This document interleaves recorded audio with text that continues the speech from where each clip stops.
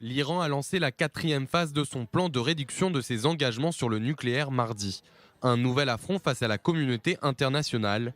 Le président français Emmanuel Macron fait part de son inquiétude depuis Pékin. Il appelle Téhéran à revenir sur sa décision. Je pense que les décisions d'hier sont graves et je pense que pour la première fois, de manière explicite et de manière non limitée, l'Iran décide de sortir du cadre du JCPOA, ce qui est un changement profond par rapport à l'attitude qu'ils avaient poursuivie ces dernières semaines. Et donc, j'aurai des discussions dans les prochains jours également avec les Iraniens, mais nous devrons collectivement en tirer les conséquences. Sans surprise, Moscou prend la défense de l'Iran, qui selon la diplomatie russe n'aurait pas enfreint ses obligations en matière de non-prolifération nucléaire. Les Russes en profitent à nouveau pour pointer du doigt la responsabilité américaine. Nous sommes extrêmement préoccupés, mais cette alerte n'est pas intervenue brutalement, mais depuis mai de l'année dernière, lorsque les États-Unis ont annoncé leur retrait de l'accord sur le nucléaire iranien.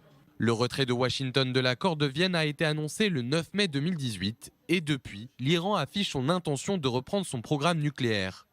Ennemi affiché de Téhéran, Jérusalem réagit. Benjamin Netanyahou promet de tout faire pour contrer les menaces de la République islamique. L'Iran est de plus en plus agressif, il veut menacer Israël et le détruire. Nous allons riposter et l'Iran ne sera jamais en mesure d'achever le développement de l'arme nucléaire, non seulement pour la sécurité d'Israël et son avenir, mais également pour la sécurité mondiale. Téhéran veut nous exterminer, nous ne lui permettrons pas de développer des armes nucléaires. Washington dénonce également la décision iranienne, affirmant qu'il s'agit d'un pas dans la mauvaise direction.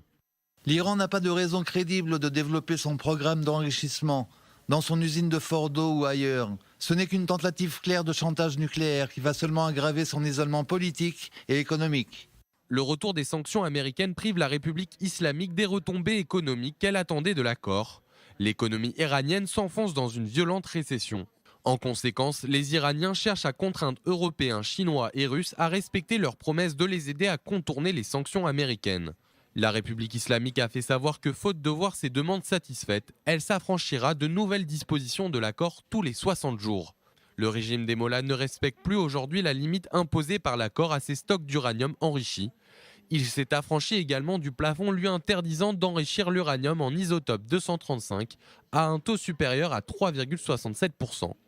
Avec 1044 centrifugeuses de première génération stockées dans l'usine de Fordo, l'Iran est capable, selon les autorités, d'enrichir de l'uranium à 20% si nécessaire.